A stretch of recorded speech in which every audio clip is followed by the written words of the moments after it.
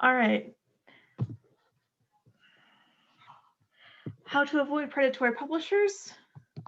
This webinar is being recorded. If you don't want to be recorded, please exit.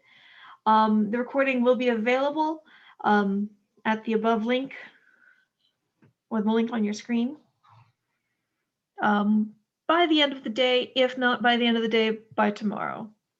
All right, so I am Les Arms. I've been the STEM librarian at UTEP for 8, almost 9 years now. I'm part of the scholarly communication team. I am obsessed with open access and any way of making research available. Let me.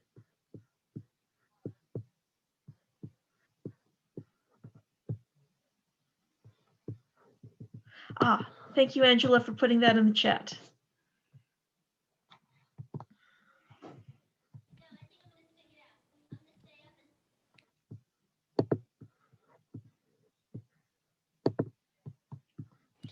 All right, the objectives for the webinar.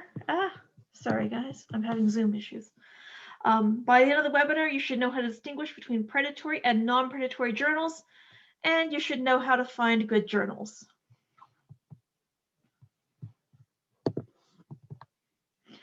So,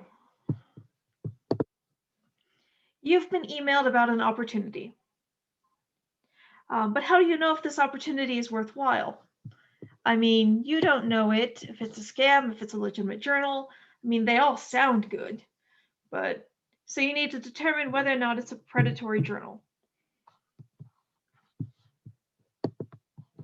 There we are. We're going to follow along with an adventure that Dr. Edmund Sanganyado had. He's an environmental chemist currently researching in China, and he shared his adventure via Twitter with a predatory publisher. Shared his adventure with a predatory publisher via Twitter. All right. First of all, why should you bother checking? Not all publishing is equal. There's a vast difference between predatory and non-predatory publishing. If you publish in a fake journal, a lot of the things that you want to happen just might not happen. For starters, it could actually not be published, and you really want it to be published. But once they already have your money, what's in it for them to actually publish it? People might not read it. If most researchers are not going to waste their time reading articles published by predatory or paid publisher. And if it's not read, then it's not cited.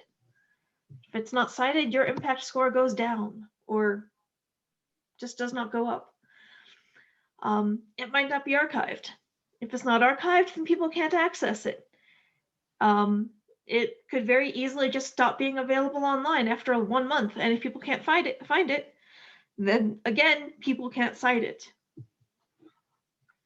And you're doing good research, you want people to see it.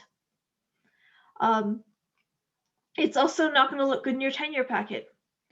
For tenure, you want to show that you're publishing in these great journals with high impact factors and just great metrics. That you've been cited, and you're just generally this worthwhile voice in your field.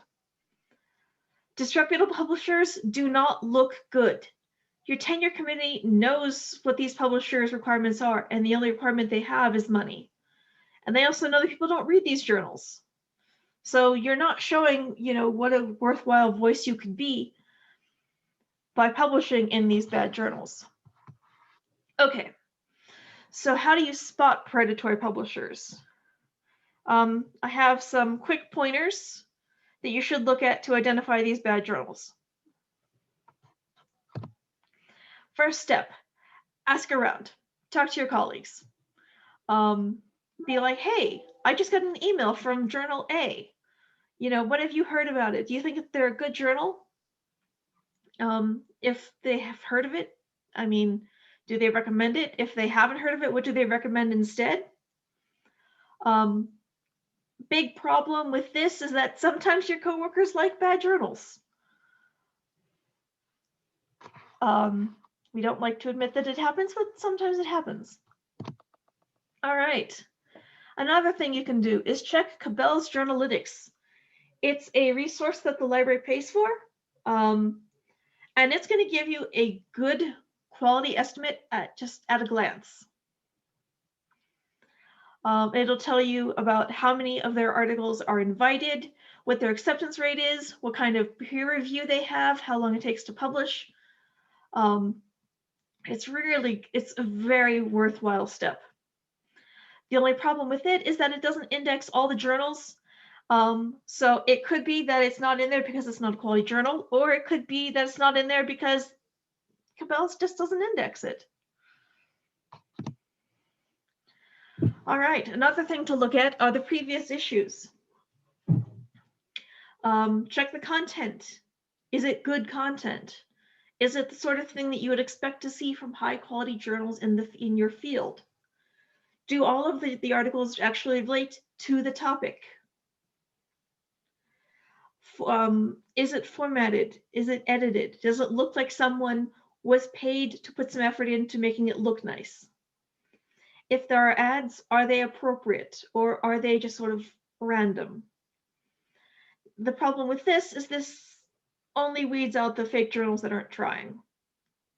You will find some fake journals that are putting a little bit more effort into it, or noticeable more effort into it. Another thing to check is how often do they put out issues? Do they publish regularly? Once a year? Every week? What? Big problem with this is small societies. Societies just don't publish regularly for the most part. So on its own, not a disqualifier. But when you combine it with some other problems, then this is not a journal you want to use. Next thing to check is whether it's really the journal they're purporting to be. Google that name. Make sure the website they're using is the right one. A known problem is that predatory journals will hijack established journals. Oops. I have two images here. They're both for the Journal journal. I actually do not remember which one is the right one. I believe it's the one on the left, but they are both websites purporting to be for the Journal. I am not pronouncing that right. I think it's Icelandic. My apologies to Jokel. Oops. All right, double check that name.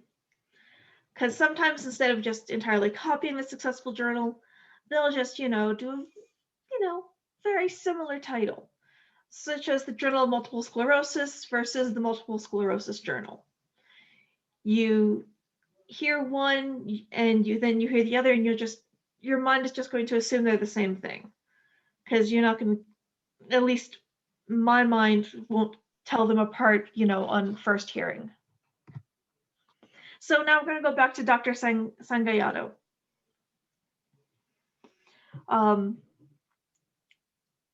We have our editor here, and then we have the journal it's purportedly from, the Global Journal of Medical Research, which does not exist, and is probably meant to be confused for either the Journal of International Medical Research or the European Journal of Medical Research.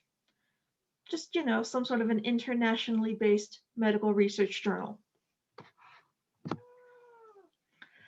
Next thing to double check are the editors. Who are the editors? Are they people who you want to be editing in your field? And double check that the editors list their involvement with the journal, because some fake journals claim real experts. Which brings us back to Dr. Sanganyado. The editor of the request he was given, the guy whose name was used was like, I didn't do this. This was not me. Another thing to check is, where is it indexed? If it's actually indexed anywhere, they will tell you. But double check if you suspect that they're lying about something or they've missed one of the other things. Go to double check if it says it's indexed in Web of Science. Go to Web of Science and double check that you can actually find that journal. Double check that you can find the articles that are on the website. Right. Also check if it's listed. I say it's listed like that makes sense. There are lists of journals and publishers that have agreed to follow these strong ethical codes. Do any of these lists give you name that journal? I have 4 of those ethical lists. There are way more than just these 4, but these are 4 of the top ones. If it's an open access journal and they're listed in DOAJ, that means they're a great journal. The same with OASP. SPA. All right. So say you've looked at your offer and you've decided that it's no good, but you liked the idea, so darn it, you're going to publish. So how do you find a legitimate journal? Well, let's look back at our disqualifying steps and go from there. We start with the indexers, Web of Science, Science Direct, whatnot. See what they list in your field. Take a look at those ethical code lists. If you want to publish in an open access journal, then you can go to the DOAJ and look for something in your field.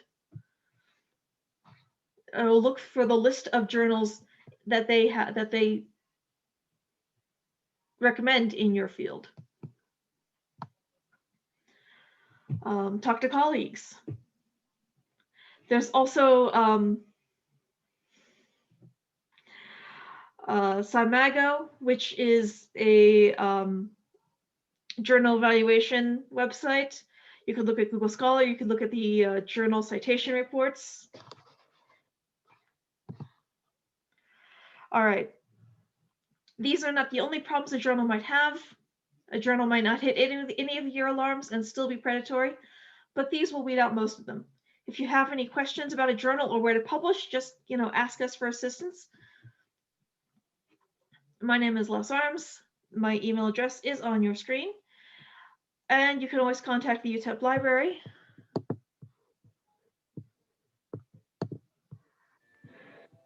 All right.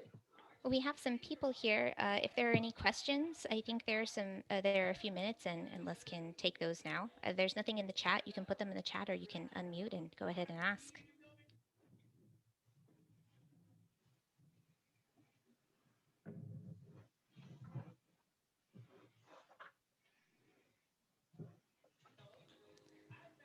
And I guess while our audience is thinking about whether they have any questions, I should note that, Les, while you were talking, I put some links in the chat to complement what you were talking about.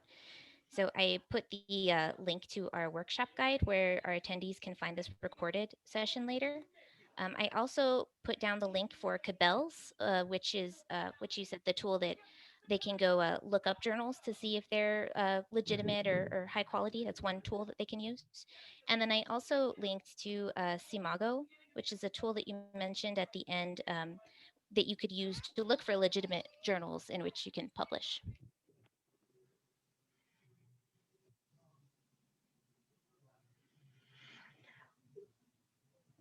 Thank you, Angela. If there are no questions, then thank you all for coming.